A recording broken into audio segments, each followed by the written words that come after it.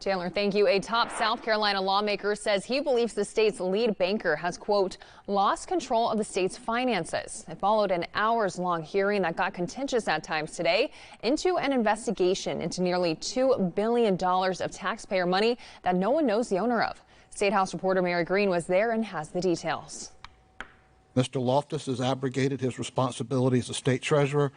He has breached the public trust. That's the conclusion from the chair of a Senate finance panel following more than 6 hours of testimony under oath from South Carolina's top banker, Treasurer Curtis Loftus. The bipartisan group of senators is trying to get to the bottom of who owns an unallocated $1.8 billion of taxpayer money that's been sitting in accounts. They didn't get much clarity Tuesday. It has been evident in this committee hearing that not a soul here believes a word I say. Loftus says he's invested that money and that it's generated around $200 million in interest, which the legislature has spent. Those senators seemed unsure about that. And Loftus maintained it wasn't his responsibility to notify lawmakers of these financial irregularities, which he didn't.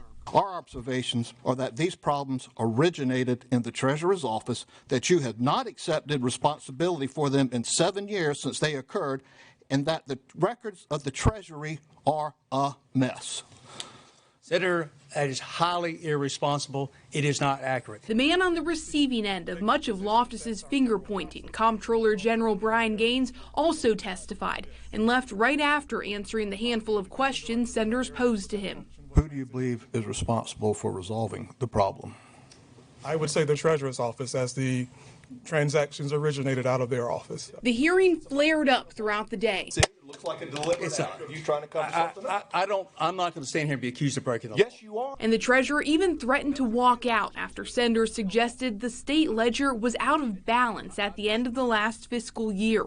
I'm done. Senator Thomas McElveen grilled the elected treasurer on if he's even been carrying out his constitutional duties as legally required. Are there other statutes that you're using your discretion not to follow? I believe we are complying with the spirit of the law. As this investigation continues, Groom says they'll later draft recommendations for what should come next, though he says it's too soon to predict what those will be. Though it seems clear now who senators believe is to blame for this latest debacle.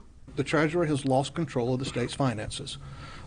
He began to lose control in 2016, and he has not done a darn thing in trying to correct those unresolved errors, and that's a problem.